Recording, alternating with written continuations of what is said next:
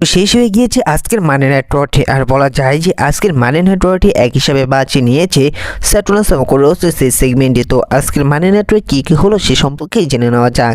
আজকের মানি নাইট রয়ের শুরুতে আসেন লোগান পল। লোগান পল তিনি আসার সাথে সাথে সমস্ত দর্শকরা লোগান পলকে বু করতে থাকে।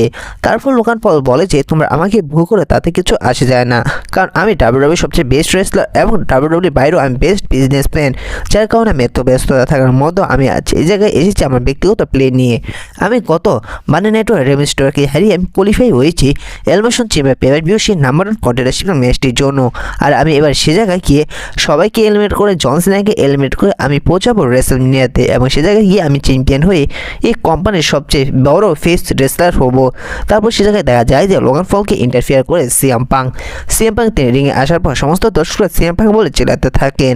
তারপর লোগান পল সিএম পাংকে বলে যে তুমি আমাকে দেখে চলো, কারণ আমি ডাব্লিউডাব্লিউতে নাম কামিয়েছে ডাব্লিউডাব্লিউর বাইরে, আর তুমি শুধু ডাব্লিউডাব্লিউতে নাম কামিয়েছো এবং তুমি ডাব্লিউডাব্লিউর বাইরে কী করেছো।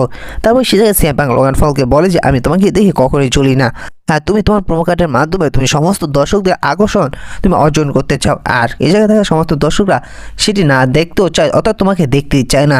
তারপর সে জায়গায় লোগান পল তিনি সিএম পাংকে বলে যে তুমি এখন ডাব্লিউডাব্লিউতে এসেছো, তুমি যখন ডাব্লিউডাব্লিউতে রিটার্ন এসেছো তোমার রিটার্ন সবচেয়ে বেস্ট রিটার্ন ছিল এবার সার্ভাইভার সিরিজে, কিন্তু তোমাকে যখন একটি বড় দায়িত্ব দেবে ডাব্লিউডাব্লিউ ঠিক সেই সময় তুমি তোমার হাত ভেঙে তুমি পড়েছো, যাতে তুমি সেই দায়িত্ব পালন করতে পারো না। তুমি লম্বা সময় পর এসে ডাব্লিউডাব্লিউতে তুমি কী করেছো, তুমি অর্ধেক সময় তুমি ইনজুরিতে রয়েছো, যার কারণে তোমার দিয়ে কিছুই হবে না, কারণ তুমি বুড়া হয়ে গিয়েছো, তোমার এখন এরা শেষ হয়ে গিয়েছে, এখনও হচ্ছে আমার হেরা। সবাই আর কয়েকদিন পর লোগান পল বলে চিল্লাবে। ঠিক সে সময় গ্যালারিতে থাকা সমস্ত দর্শকরা সিএম পাং বলে চিল্লাতে থাকেন। তারপর সিএম পাং বলে যে আমি হচ্ছে ডাব্লিউডাব্লিউ লেজেন্ড, আর সবসময় লেজেন্ডরা স্টোরি তৈরি করে, আর আমি জানি না কোরিওস তার আত্মা বিক্রি করবে নাকি করবে না, কিন্তু এবার আমি এলিমিনেশন চেম্বার পেপার-ভিউতে লোগান পল আমি তোমার কাছ থেকে সে রয়্যাল রাম্বল পেপার-ভিউর বদলা নিব, আর এবার বদলা নিয়ে আমি চলে যাব এলিমিনেশন চেম্বার পেপার-ভিউটি জিতে রেসলম্যানিয়াতে। এক পর্যায়ে তাদের প্রোমো কার্ডটি চলতে থাকে এবং এদের প্রোমো কার্ডটি শেষ হয়ে যাওয়ার পর যখন লোগান পল এবং সিএম পাং ফেস টু ফেস হন, ঠিক সেই সময় লোগান পল তিনি একটি সিএম পাংকে চড় মেলে তিনি সে জায়গা থেকে সাথে সাথে পালিয়ে যায় এবং সেই জায়গায় শেষ হয় তাদের সেগমেন্টটি। পরবর্তীতে দেখানো হয় একটি ট্রিপল থ্রেট ম্যাচ লুবলি গ্যাজার ভার্সেস প্যান্ডার ভার্সেস পিট ড্যানের মধ্যে।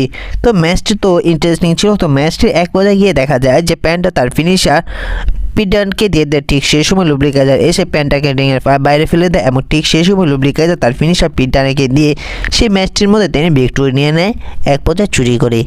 তারপর একটা পরে সেগমেন্ট দেখা যায়, সেটি হচ্ছে যে নিউ ডে মেম্বার তারা আসে, তারা এসে প্রোমো কাট করতে থাকে, কিন্তু সমস্ত দর্শকরা নিউ ডে মেম্বারগুলোকে অপমান করতে থাকে। তারপরে দেখা যায় একটি এলডাব্লিউ ওর সাথে তাদের সেগমেন্ট এবং একটি ম্যাচ দেখা যায়। সেই ম্যাচটির মধ্যে দেখা যায় যে এলডাব্লিউকে হারিয়ে নিউ ডে মেম্বার তারা সেই ম্যাচটিতে ভিক্টোরি নিয়ে নেয়। তারপর সে জায়গায় আসতে দেখা যায় ড্রাগন লি এসে তিনি সেভ করতে যায় তাদের ট্যাগ টিম মেম্বারগুলোকে। ঠিক সেই সময় ড্রাগন লিকে ভয়ঙ্করভাবে আক্রমণ করে পরবর্তীতে নিউ ডে মেম্বারগুলো। তারপর সে জায়গায় রিংয়ে আসতে দেখা যায় গুন্থার এসে তিনি নিচেকে নিয়ে প্রশংসা করতে থাকে। তারপর সে জায়গায় গুন্থার বলে যে যখন যেহেতু রয়্যাল রাম্বল জিতে আমাকে রেসলম্যানিয়ার জন্য চ্যালেঞ্জ করেছিল, ঠিক সেই সময় আমি অনেকটা রেগে গিয়েছি, আর এখন আমি ঠান্ডা হয়ে গিয়েছি, কারণ যেহেতু তো আমার কাছে একটি জোকার, তিনি একটি জোকার ইট। তারপর এক পর্যায়ে দেখা যায় যে জেউসোকে নিয়ে অনেক অপমান করতে থাকে এবং জেউসোকে এক পর্যায়ে কল আউট করতে থাকে এবং তিনি বলে যে আজকে আমাকে কে ফেস করবে।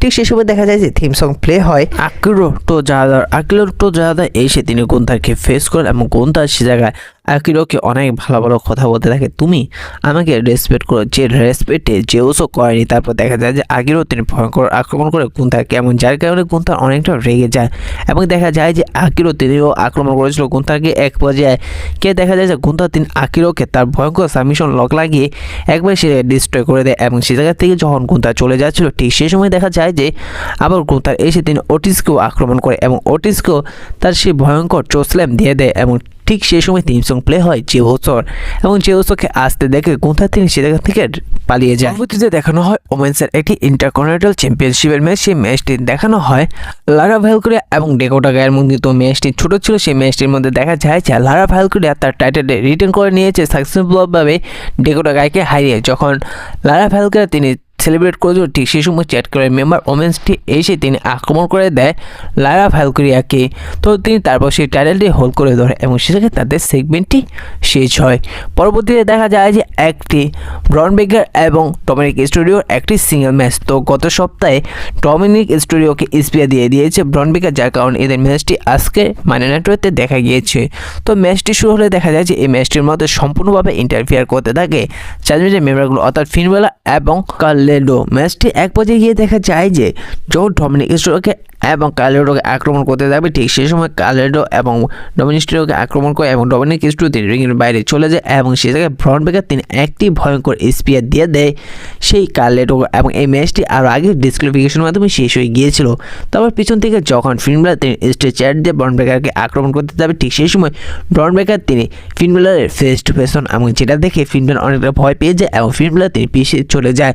তো একটি বিষয় জায়গা থেকে ইঙ্গিত পাওয়া যাচ্ছে যে ডাব্লিউডাব্লিউ এইবার ফিন বেলার ভার্সেস এজে স্টাইলস ভার্সেস ব্রাউন বেকারের মধ্যে একটি ট্রিপল থ্রেট ম্যাচ অনুষ্ঠিত করতে পারে ইন্টারকন্টিনেন্টাল চ্যাম্পিয়নশিপের জন্য এবার রেসলম্যানিয়া 41-এ। তারপর দেখানো হয় কোডি রোডস এবং সেথ রলিন্সের একটি সেগমেন্ট। তার আগে আসেন কোডি রোডস রিংয়ে এসে বলেছে, আমি এখন কি বলবো আমি ভাবতে পারছি না, কারণ আমার এবার স্ম্যাকডাউন আমার কাছ থেকে এমন একটি জিনিস চেয়েছিলাম, আমাকে এমন একটি সিদ্ধান্ত নিতে হবে যে সিদ্ধান্ত আমার যাই নেই না কেন যে সিদ্ধান্তটি সেই সিদ্ধান্তটি আমার ফ্যামিলির উপর এফেক্ট করতে পারে, আমার বাবার যে লেগেসিটি রয়েছে সেই লেগেসিটিও নষ্ট হয়ে যেতে পারে। এখন ভাবছি কী সিদ্ধান্ত নিব, এমন এই সমস্ত কিছু কথা বলতে থাকে। ঠিক সেই সময় থিমসং প্লে হয় সেথ রলিন্স তিনি এসে কোডি রোডসের ফেস টু ফেস হন এবং সেথ রলিন্স কোডি রোডসকে বলে যে দেখো কোডি রোডস, তোমাকে কংগ্রাচুলেশন, তুমি এতদিন তোমার টাইটেলটি ধরে রাখার জন্য। আজ তুমি আর আমি মিলছি প্রায় রেসলম্যানিয়ার পর একবারে বলা যায় যে লম্বা সময় পর আজকে মানি নাইট রয়ে তুমি আর আমি ফেস টু ফেস হচ্ছি।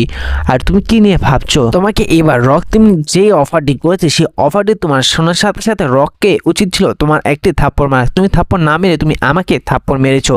তো এই নিয়ে তোমাকে চিন্তা করার কিছু নেই, কারণ তুমি ভুলে গিয়েছো গত রেসলম্যানিয়ার আগে আমি তোমার জন্য অনেক কিছু স্যাক্রিফাইস করেছি, আর আমি তোমার পাশে এসে দাঁড়িয়েছি, তোমার শিল্ড হয়ে দাঁড়িয়েছি সেই ব্লাড লাইনকে ধ্বংস করার জন্য, রোমান রেন্স এবং রককে থামানোর জন্য। তুমি কেন তোমার আত্মা রককে দিতে যাবে? সেথ রলিন্স তিনি অনেক কিছু বলতে থাকে কোডি রোডসকে। তারপর কোডি রোডস তিনি অনেক কিছু বলেছে। কোডি রোডস বলে যে আমার আত্মা বিশুদ্ধ, আর তোমার আত্মা তুমি অনেক জায়গায় আরও আগে বিলীন করে দিয়েছো, যার কারণে রক আমার আত্মা চায়। তুমি ভুলে গিয়েছো যে তুমি অথরিটির সাথে আরও আগে যুক্ত হয়ে তুমি সেই শিয়ালটিকে ভেঙে দিয়েছিল। এমনকি তুমি এবার রেসলম্যানিয়াতে আমি যখন রিটার্ন এসেছি তুমি আমাকে ফেস করেছো এবং তুমি আমাকে আক্রমণ করেছিলাম যে জায়গায় হেল ইন এ সেল ম্যাচটির মধ্যে আমি ইনজুরি ছিলাম, তুমি জ্যাকহ্যামার দিয়েও আমাকে আক্রমণ করেছিল। তাই রক আমার আত্মা চায়।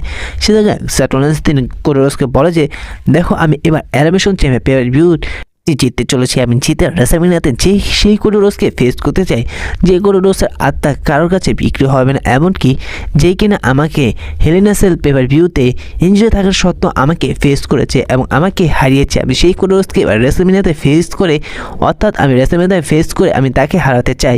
আর কোডি রোডস এই টাইটেল কি তোমার কাছে ভারী লাগে? তুমি এবার যে সিদ্ধান্ত নাও না কেন ভেবেচিন্তে সিদ্ধান্ত নেবে। তো আশা করি তোমার যাত্রা শুভ হবে। তো এই বলে সেথ রলিন্স এবং কোডি রোডস সেই জায়গায় সেগমেন্টটি শেষ হয়। পরবর্তীতে মানি নাইট রয়ের মেইন ইভেন্টে দেখানো হয় ওমেন্সের একটি ট্যাগ টিম চ্যাম্পিয়নশিপের ম্যাচ। সেই ম্যাচটিতে দেখানো হয় লিভ মর্গান, রেকেল ভার্সেস নাওমি এবং প্রিয়াঙ্কা বেলারের মধ্যে। তো এই ম্যাচটির মধ্যে ডমিনিক স্টুডিও ইন্টারফিয়ার করেছিল। তো এই ম্যাচটি তেমন কোনো ইন্টারেস্ট দেখা যায়নি এবং তত খারাপও হয়নি। তো ম্যাচটি এক পর্যায়ে মোটামুটি ভালোই ছিল। ম্যাচটির মধ্যে গিয়ে দেখা যায় যে শকিংলি ভাবে, তো আপনাদের যেমন জানিয়ে দিয়েছিলাম যে এই ম্যাচটির মধ্যে প্রিয়াঙ্কা এবং নাওমি তাদের ট্যাগ টিম টাইটেলটি হেরে যাবে প্রিয়াঙ্কা বেলার এবং রেকেলের কাছে। তো তেমনটাই দেখা গিয়েছে। তো আজকের মানি নাইট রয়ে দেখা যায় যে নাওমি এবং প্রিয়াঙ্কা বেলার তাদের টাইটেলটি হেরে যায় রেকেল এবং লিভ মর্গানের কাছে, এবং আজকের মানি নাইট রয়ে রেকেল এবং লিভ মর্গানকে নতুন ট্যাগ টিম চ্যাম্পিয়ন হতে দেখা গিয়েছে। আর এইভাবে আজকের মানি নাইট রটি শেষ হয়। তো আজকের মানি নাইট রটি আপনাদের কেমন লাগলো অবশ্যই কমেন্ট করে জানিয়ে দিবেন। আর আজকের এই ভিডিওটা এই পর্যন্ত ছিল। দেখা হচ্ছে পরবর্তী ভিডিওতে নতুন কোনো আপডেট নিয়ে। ভিডিওটি ভালো লাগলে অবশ্যই লাইক করে দেবেন। ছোট রেসিং চ্যানেল নতুন না দেখলে প্লিজ চ্যানেলটি সাবস্ক্রাইব করে দিবেন।